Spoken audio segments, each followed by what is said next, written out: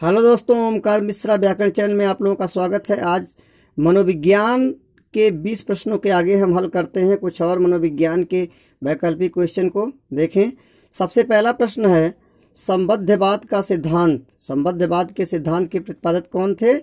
Thorndike थे। संबद्धवाद सिद्धांत के प्रतिपादक थॉर्नडाइक थे। गेस्टाल्टवादियों ने परिस्थितिक के सही प्रत्यक्षीकरण को क्या कहा था? अंतर्दृष्टि कहा था। क्या कहा था? अंतर्दृष्टि। थॉर्नडाइक मनोवैज्ञानिक थे। थॉर्नडाइक अमेरिका के मनोवैज्ञानिक थे, इसका ध्यान रखना। स्किनर 1938 ईस्वी में इनका जन्म हुआ था। नैमित्तिक अनुबंधन संबंधी प्रयोग किस पर किया था? ये देखिए, टेट में पूछा जा चुका है।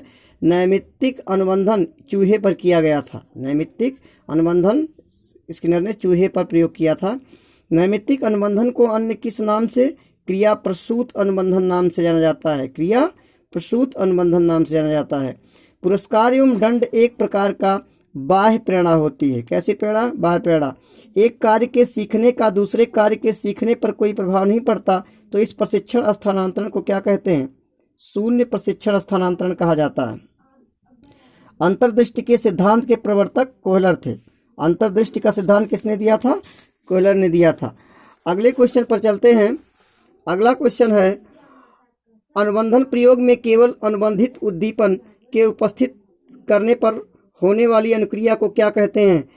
अनानुबंधित। देखिए, इसमें अनुबंधित अनुक्रिया कहते हैं। अनुबंधन प्रयोग में अनुबंधित उद्दीपन के उपस्थित होने पर होने वाली अनुक्रिया को अनुबंधित अनुक्रिया कहते हैं। निम्नलिखित युग्मों में से असत्य युग्म कौन सा है? कोहलर कबूतर, ये गलत है। कोहलर ने बंदर पर किया था, चिंपैंजी पर। स्किनर चूहा सही है। पावलो ने कुत्ता पर किया था। थॉर्नडाइक ने बिल्ली में, और कोहलर ने चिंपैंजी बंदर पर किया था प्रयोग। तो इसका ध्यान रखें। प्रथम अवस्था में सीखे गए कार्य के परिणाम स्वरूप दूसरे कार्य को सीखना कठिन हो जाए तो यह प्रतिक्षण स्थानांतरण को क्या कहते हैं? इसको निषेधात्मक कहा जाता है। क्या कहते हैं? निषेधात्मक। ऐसे व्यवहार जो ज्ञात एवं निश्चित उद्दीपकों द्वारा होते हैं उन्हें हम कहते हैं प्रतिकृत व्यवहार। क्या कहते हैं? प्रतिकृत व्यवहार। थॉर्नडाइक के प्रयोग में बिल्ली के लिए पुरस्कार स्वरूप क्या था? भोजन। थॉर्नडाइक के प्रयोग में बिल्ली के लिए जो पुरस्कार स्वरूप था वो क्या था? भोजन था। निम्नलिखित युग्मों में से असत्य युग्म कौन सा है? देखें, इसमें आंतरिक प्रेरक वेतन असत्य है, बाकी सब सही है।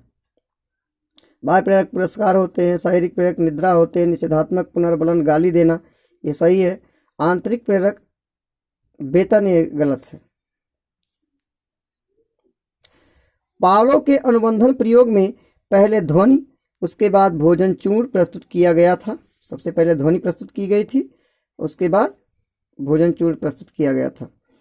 आगे देखें, अगला क्वेश्चन है थॉर्नडाइक का अधिगम सिद्धांत निम्नलिखित में किस नाम से जाना जाता है? प्रयास एवं त्रुटि का सिद्धांत। किस नाम से? प्रयास एवं त्रुटि का सिद्धांत। प्राचीन अनुबंधन को कहा जाता है पावलोवियन अनुबंधन। किसी क्रिया को बार बार दोहराने से उसका संबंध दृढ़ हो जाता है। थॉर्नडाइक के किस सिद्धांत पर आधारित है? अभ्यास के नियम पर।